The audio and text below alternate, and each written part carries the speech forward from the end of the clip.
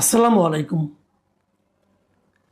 আমি শুরুতে আপনাদেরকে একটা চিঠি পড়ে শোনাতে চাই এবং এই চিঠিটা পুলিশের চিঠি। পুলিশের রাজশাহী রেঞ্জের যে ডিআইজি আছেন তিনি এই চিঠিটা দিয়েছেন রাজশাহী বিভাগের যে জেলাগুলো আছে, মানে রাজশাহী, চাঁপাইনবাবগঞ্জ, নওগাঁ, নাটোর, পাবনা, সিরাজগঞ্জ, বগুড়া এবং জয়পুরহাট, এই জেলাগুলোর যারা এসপি আছেন তাদের বরাবর এই চিঠিটা লিখেছেন রাজশাহী রেঞ্জের ডিআইজি মোহাম্মদ শাহজাহান।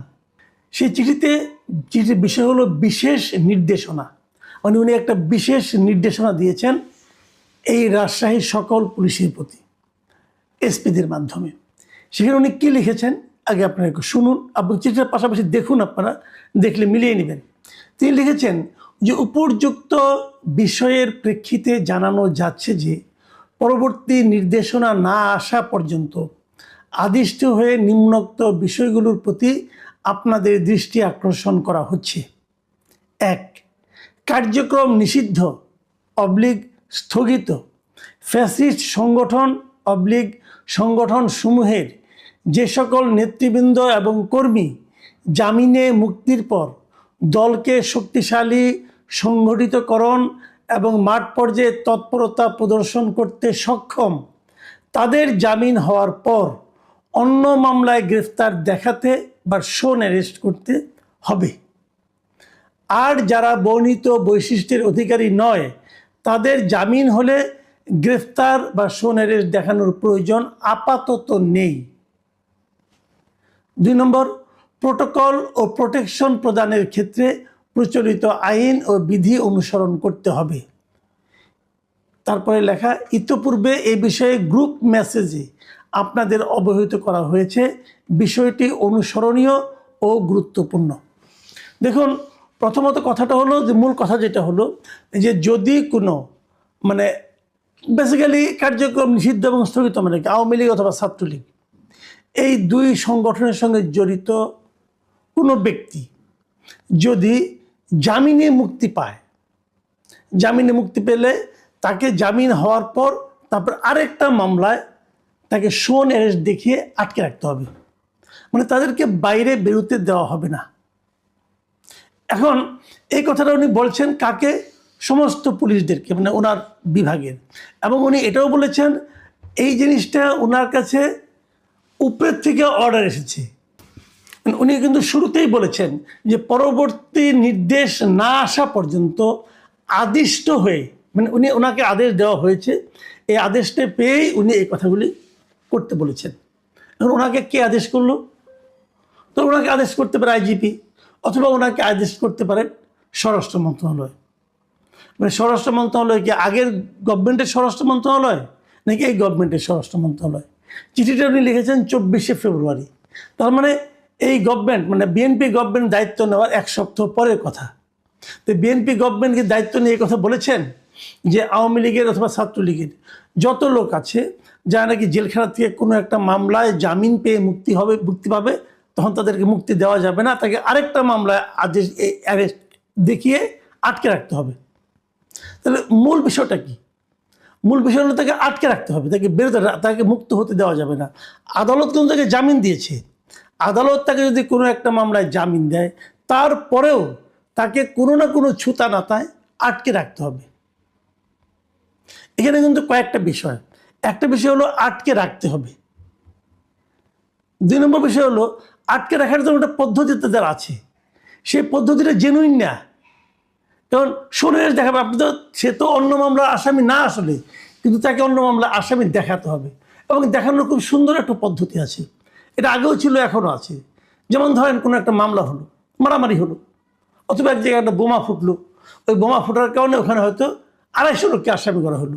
কারণ 250 লোক কি মিলেমিশে একটা বোমা ফোটায়?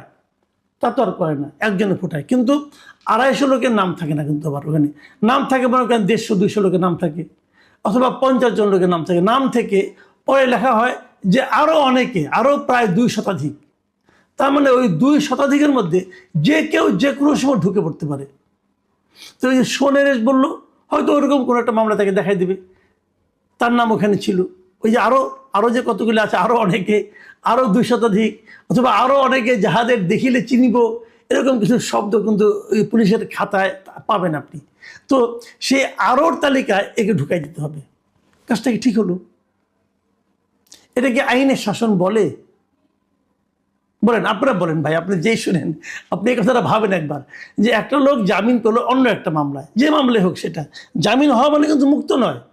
জামিন হওয়া মানে উনি এখন জেলখানায় না থাকলেও চলবে, ওনাকে বাইরে থাকার অনুমতি দেওয়া হলো। উনি সময় সময় যখন মামলার শুনানি হবে যে হাজিরা দিবেন অথবা কথা বলবেন। এরকম কিন্তু বিএনপির অনেক লিডার এই আওয়ামী লীগ আমলে জামিনে ছিল। কিন্তু এক্ষেত্রে বলা হচ্ছে যদি জামিন তারা পায় তবুও তাদের জেলখানা থেকে বের হতে দেওয়া হবে না। আচ্ছা, আরেকটা কথা, আপনি বুঝবেন কি করে কাকে দিবেন না? বলা হচ্ছে যারা নাকি শারীরিকভাবে সক্ষম, যে তারা দলকে গুছিয়ে আনতে পারে, দলের পক্ষে মাঠে কাজ করতে পারে, এরকম দেখলে আটকাবেন, এরকম না দেখলে আটকাবেন না। এটা হলো আরেকটা জিনিস। তার মানে আপনি ওই যে দুর্বল সাইজের হন, কেউ লিকলিকা হন, তাহলে কোনো সমস্যা নেই, তাহলে বেরিয়ে যেতে দেবেন। মানে পুরো জিনিসটাই আপনি দেখবেন এখানে আইনের নাই, যা কিছু আছে সব গোজামিল। এটা কি আইন করতে পারেন আপনি? এই ধরনের আইনের প্রয়োগের কখনো কোনো আইন আছে, কোনো পদ্ধতি আছে? সরকার বলবে এটা আমরা করতে চাই। আমি এই জিনিসটাই জানতে চাই যে এটা কি সরকারের আদেশ, এটা কি সালাউদ্দিন সাহেবের আদেশ, এটা কি তারেক রহমান সাহেবের আদেশ, নাকি এটা এই ডিআইজি মোহাম্মদ শাহজাহান সাহেবের আদেশ? শাহজাহান সাহেবের আদেশ হলে শাহজাহান সাহেবকে এই ধরনের আদেশ দিতে পারেন, সালাউদ্দিন সাহেবকে এই ধরনের আদেশ দিতে পারেন। একজন নাগরিক, সে ধরলাম আওয়ামী লীগ করে, ধরলাম সে আওয়ামী লীগ করতো, আওয়ামী লীগের এখন রাজনৈতিক কর্মকাণ্ড স্থগিত আছে, ওকে ফাইন, তাহলে স্থগিত আছে, স্থগিত থাকবে। এখন সে আওয়ামী লীগ করতো, সে ওখান থেকে বের হয়ে এসে আওয়ামী লীগের পক্ষে আওয়ামী লীগকে সংগঠিত করার জন্য কোনো কাজ করতে পারে, এটা যদি মনে হয় তাহলেই তাকে মামলা দিতে হবে। এখন পুলিশ কি করবে? পুলিশ দুটো কাজ করবে। একটা কাজ হবে, যেই বেরিয়ে আসবে তাকেই বলবে তোমার কিন্তু আটকাই দেবো, কিছু টাকা দাও, তাহলে তোমাকে বলবো তুমি দুর্বল, তুমি বাইরে গেলা। আর যদি টাকা না দাও তাহলে তুমি দুর্বল হলেও সবল, তোমাকে আটকে রাখবো। এটা একটা ঘটনা কিন্তু ঘটতে পারে, ঠিক না? কিন্তু এখন এই যে কাজটা হলো, এই কাজের মাধ্যমে আসলে কি প্রমাণ হলো? যে দেশে আইনের শাসন প্রতিষ্ঠিত হয়েছে। প্রমাণিত হলো যে আগে সরকারে আমার আইনের শাসন ছিল না, এই সরকার আসার পরে এই শাহজাহান সাহেবরা সারা দেশে আইনের শাসন কায়েম করতেছেন, কেউ বেরোতে পারবেন না আপনারা। এই জায়গাটাতে আমার আপত্তি। আমার মনে আছে তারেক রহমান সাহেব বলেছিলেন দায়িত্ব নেওয়ার পর, প্রথম জাতির উদ্দেশ্যে ভাষণের পর, যারা ওনাকে ভোট দিয়েছেন, যারা ওনার বিপরীতে ভোট দিয়েছে, বিপক্ষে ভোট দিয়েছেন, এবং যারা ভোট দেন নাই, কোথাও ভোট দেন নাই, ভোট দিতেই যান নাই, ওনার কাছে সবাই সমান। তাহলে এই যে লোকটা, যিনি একসময় আওয়ামী লীগ করতেন, তারপরে জেলে ছিলেন, এখন জেল থেকে বেরোতে যাবেন, উনিও কি তারেক রহমান সাহেবের কাছে সমান গুরুত্ব পাবেন? অথবা ওনাকেও কি শাহজাহান সাহেব অন্য ৮-১০ জন জামিনপ্রাপ্ত আসামির মতোই সমান গুরুত্ব দিচ্ছেন, নাকি ওনার প্রতি একটু নেতিবাচক দৃষ্টিতে তাকাচ্ছেন? শাহজাহান সাহেব যখন যে কাজটা করছেন, এই কাজটা কি এই সরকারের কাজ? এই কাজটার মাধ্যমে কি এই সরকার সম্মানিত হবে? সরকার সারা দেশের মানুষের কাছে এক ধরনের সহনশীল সরকার হিসেবে পরিচিত হবে? নাকি শাহজাহান সাহেবের এই কাজের মাধ্যমে সারা দেশের মানুষের কাছে এই সরকার একটা প্রতিহিংসা পরায়ণ সরকার হিসেবে প্রমাণিত হবে? কোনটা হবে ভাই? আমি দেখি যে এই যে বিষয়, এই ধরনের ঘটনা যখন ঘটে, এই ধরনের ঘটনা দিয়ে কিন্তু শুরু হয়। ওই যে একটা কথা আছে না, যে বাঁশের চেয়ে কঞ্চি দরো, এক্ষেত্রে আমার সেরকম মনে হয়। এই সমস্ত অতি উৎসাহী লোকগুলো নিজেদের চাকরিকে আরও মানে স্মুথ করার জন্য, প্রমোশন পাওয়ার জন্য তারা এই ধরনের আচরণ করে, এবং হয়তো কেউ কিছু বলেই নাই, ওনারাই অতি উৎসাহী এই ধরনের কাজ করে ফেলেছেন। এবং তারা এতদিন ধরে এই ধরনের কাজ কোনো রকম বাধাহীনভাবে করতে করতে এখন ওরকম চিঠি ইস্যু করে দিয়েছেন। উনি কিন্তু এর আগে গ্রুপ মেসেজে বলেছেন, বলার পরেও নিজের দক্ষতা প্রমাণের জন্য হয়তোবা একটা চিঠিও লিখে দিয়েছেন। এই চিঠিটা থেকে ওনার দক্ষতা অথবা আইনের প্রতি ওনার যে শ্রদ্ধা, সেটা কি ফুটে ওঠে? এই বিষয়গুলো কিন্তু এই সরকারকে দেখতে হবে। যদি সরকার দেখেন ভালো, যদি না দেখেন আমাদের জন্য বেদনার। সেটা সরকারের জন্য আখেরে কতটুকু জনপ্রিয়তা বাড়িয়ে দিবে সেটা আমি বলতে পারবো না, এটা আপনারা একসময় বুঝতে পারবেন। প্রিয় দর্শক, আমরা কেবল ঘটনাগুলি তুলে ধরছি। বিচারের দায়িত্ব এবং সিদ্ধান্ত নেওয়ার দায়িত্ব সরকারের, এবং সরকার সে কাজটা করেন কিনা সেদিকে আমরা তাকিয়ে থাকব। আল্লাহ হাফেজ।